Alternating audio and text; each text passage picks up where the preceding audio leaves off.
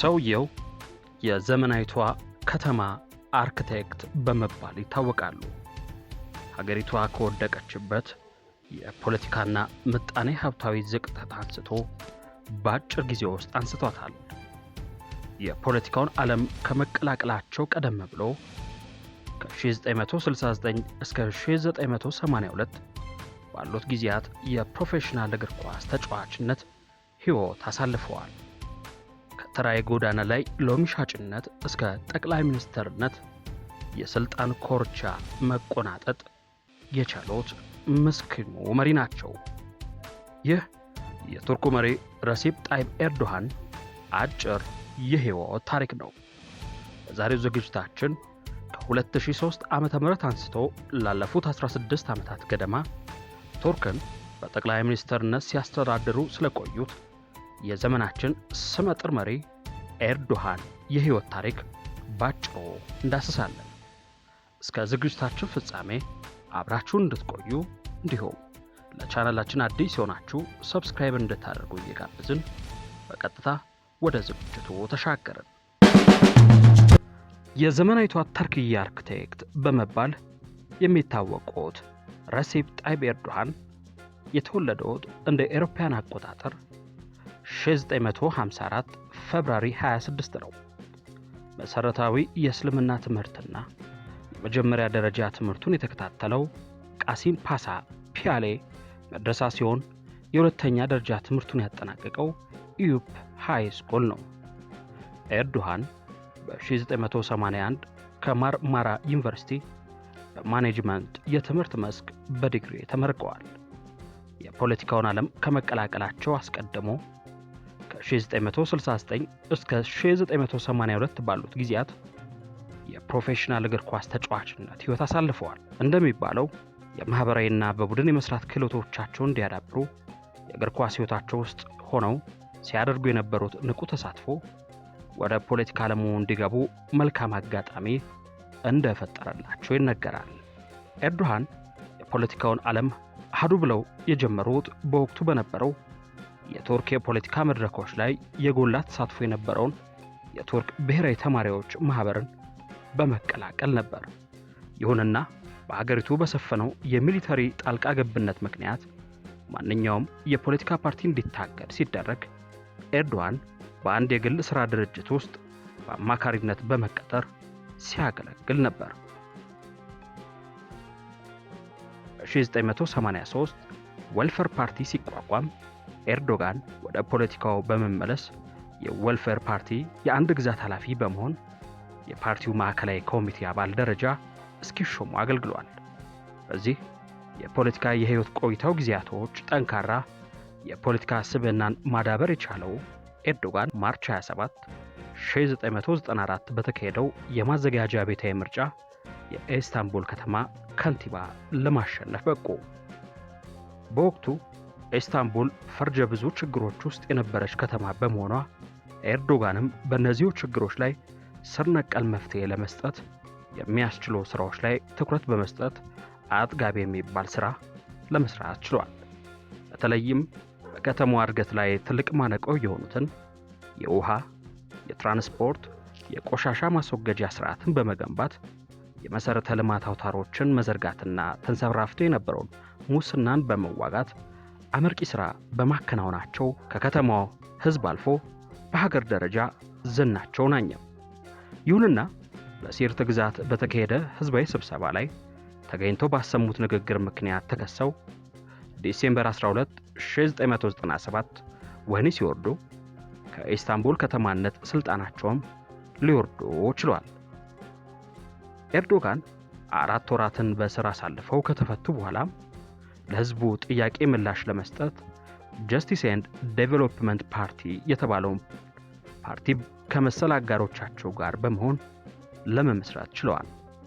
ቀጥሎም ኤርዶሃን የፓርቲው ሊቀመንበር በመሆን ተመርጠው ፓርቲው የህዝብ ድጋፍ እንዲያገኝ በማድረግ ኤኬ ፓርቲ በቱርክ ውስጥ ከፍተኛ የህዝብ ድጋፍ ያለው ፓርቲ እንዲሆን አብቅተዋል።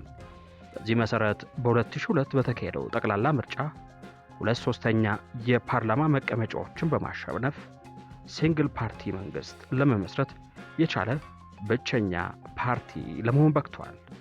ምንም እንኳን ፓርቲያቸው የብዙሃንን ድምፅ አግኝቶ ለስልጣን ቢበቃም በፍርድ ቤት ተጥሎባቸው የነበረው እገዳ ምክንያት ኤርዶሃን ፓርላማ ሳይገቡ ቀርተዋል።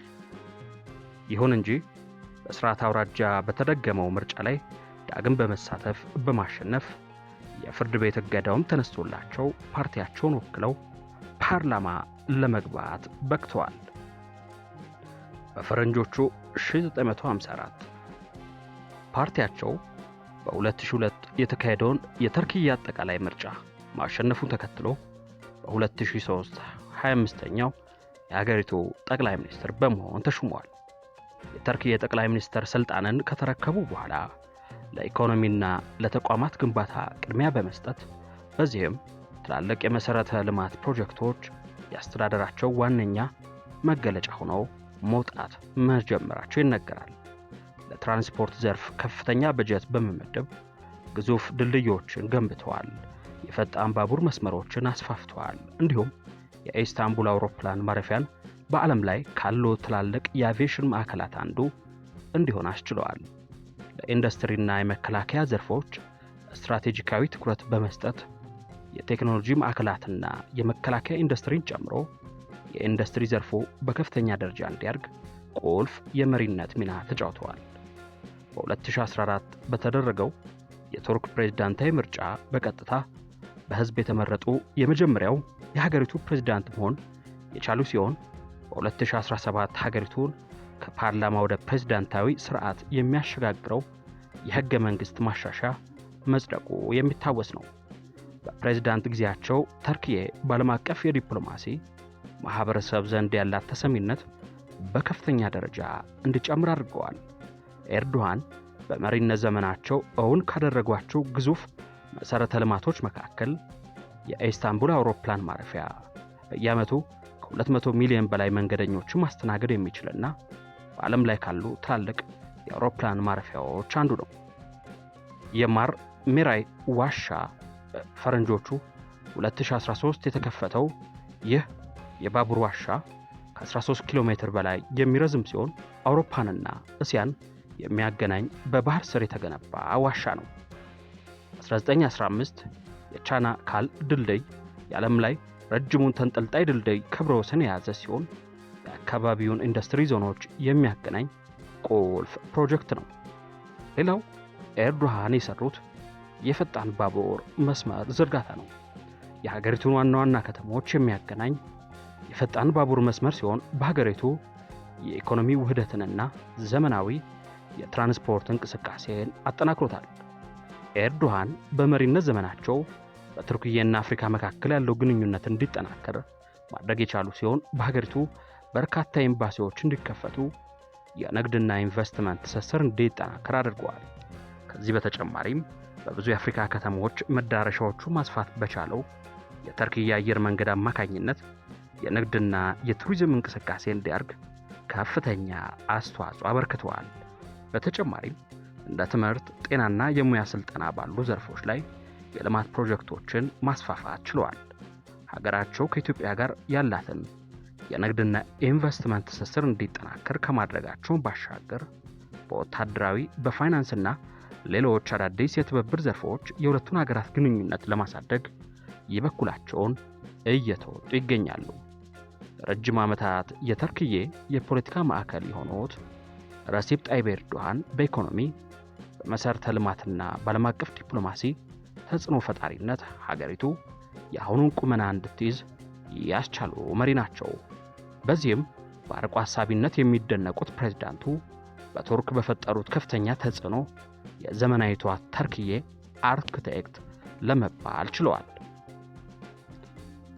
የተወደዳችሁ አድማጭ ተመልካቾች ለዕለቱ የተሰናዳው ልዩ ዝግጅታችን የተከታተላችሁትን ይመስል ነበር። ስለተከታተላችሁን ከልብ አመሰግነን። ለቻናላችን አዲስ የሆናችሁ መረጃዎች በፍጥነት እንዲደርሷችሁ ቻናላችንን ላይክ፣ ሰብስክራይብ፣ ሼር እንድታደርጉ እየጋበዝን በዚሁ ተሰናበትን። ሰላም ለምድራችን፣ ሰላም ለኢትዮጵያ፣ ጤና ይስጥልን።